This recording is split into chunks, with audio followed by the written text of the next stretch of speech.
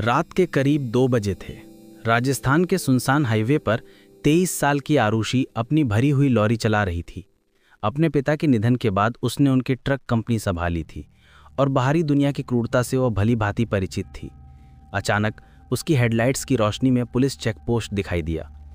एक मोटी तोंद वाला हवलदार जगपाल सिंह बाहर आया, जिसकी आंखों में शराब की खुमारी और घिनौनी चमक थी।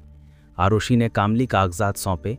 सब कुछ सही था, लेकिन जगपाल को तो कोई और टैक्स चाहिए था।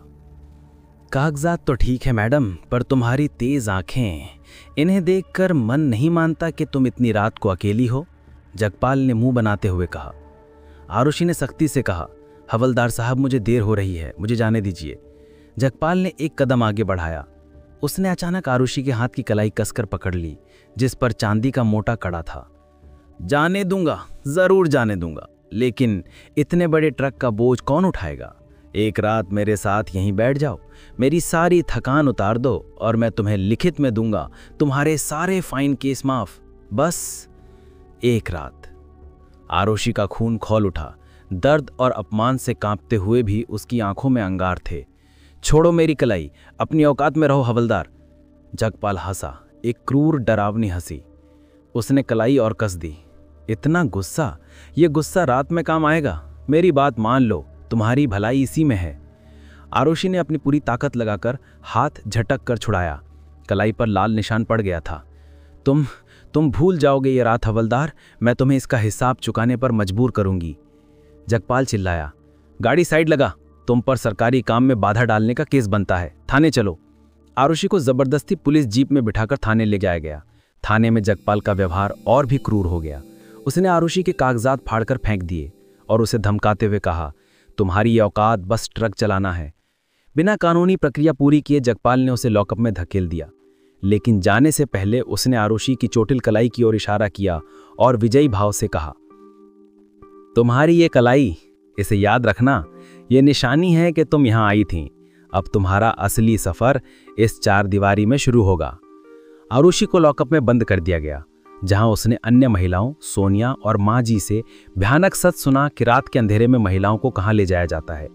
आरुषि के मन में अपमान की आग और गहरी हो गई। कुछ ही देर में थाने में एक और चीख गूंजी। एक युवा लड़की नेहा अपने मोबाइल चोरी की शिकायत लिखाने आई थी। जगपाल ने रिपोर्ट लिखने के बजाय उस पर गंदे और घिनौने सवाल दागने शुरू कर दिए। तुम्हारी शादी हो गई? इतनी रात को बाजार क्यों गई थी? क्या कोई बॉयफ्रेंड है? नेहा ने विरोध किया। ये क्या बोल रहे हैं आप? मेरे चरित्र पर सवाल मत उठाइए। जगपाल अपनी कुर्सी से उठा। उसका चेहरा गुस्से से विकृत था। उसने जोर से नेहा का दुपट्टा खींच लिया। तेरी इतनी हिम्मत, तू इस वर्दी वाले को शिकायत करेगी? आरुषि लॉकअप के अंदर से ये सब देख रही थी। जगपाल की क्रूरता और नेहा की बेबसी ने आरुषि के संकल्प को लोहे जैसा मजबूत बना दिया। यह अब केवल व्यक्तिगत प्रतिशोध नहीं था, बल्कि न्याय की लड़ाई बन चुकी थी। जगपाल ने नेहा को भी सरकारी कर्मचारी पर हमला करने का झूठा आरोप लगाकर उसी लॉकअप में डाल दिया। अगली सुबह आरुषि के वकील और कंपनी के लोगों ने भारी जमानत पर उसे रिहा करा लिया। जब आरुषि थाने से बाहर निकल रही थी तो जगपाल ने उसे ताना मारा, चलो मैडम को थोड़ी अकल आ गई, अपनी स्पेशल रात को याद रखना। आरुषि रुकी। उसने सीधा जगपाल की आंखों में देखा। उसके चेहरे पर अब एक भयानक शांति थी। वो धीरे धीरे जगपाल के पास गई। उसकी आवाज एकदम धीमी लेकिन लोहे जैसी मजबूत थी।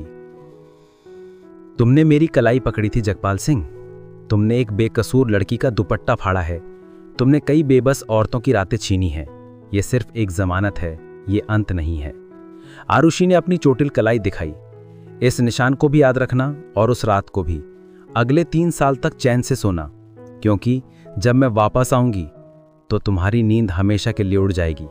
मेरा नाम आरुषि है और मेरा अगला परिचय तुम इस वर्दी में नहीं, बल्कि उस वर्दी में देखोगे जिसकी तुम बेइज्जती करते हो। जगपाल ने हंसकर उसकी बात टाल दी। अरे जा, बड़ी आई IPS बनने वाली। आरुषि ने पलटकर नहीं देखा।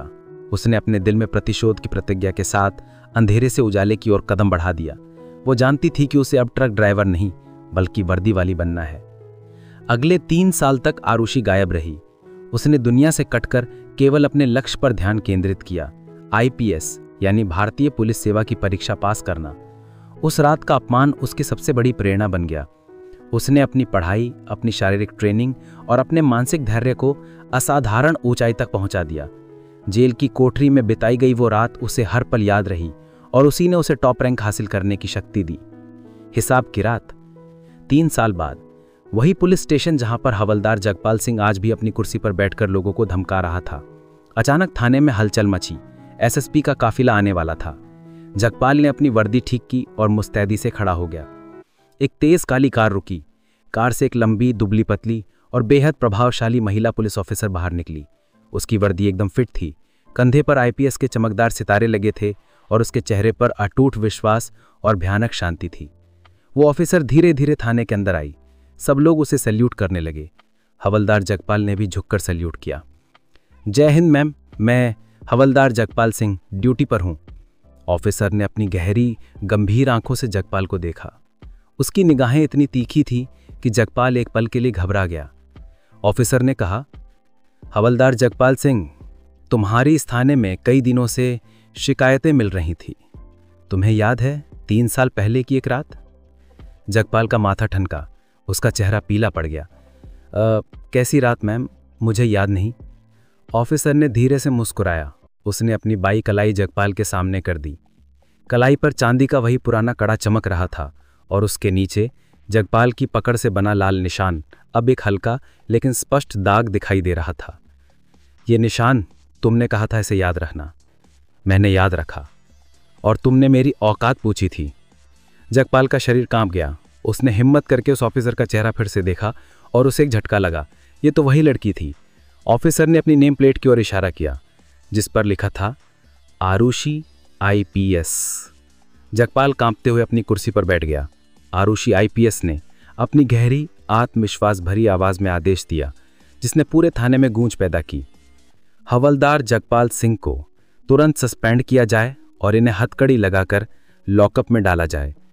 इन पर भ्रष्टाचार, यौन शोषण और सरकारी शक्ति के दुरुपयोग का केस दर्ज किया जाए।